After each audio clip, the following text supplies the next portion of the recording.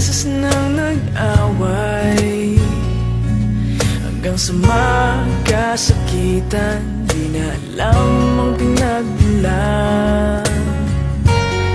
Pati maliliit na bagay na napag-uusapan, bigla na lang pinag-aawayan.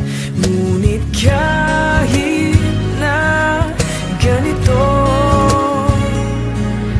madalas na di tayo magkasundo. Ikaw lang ang gusto kong makapiling sa buong buhay ko.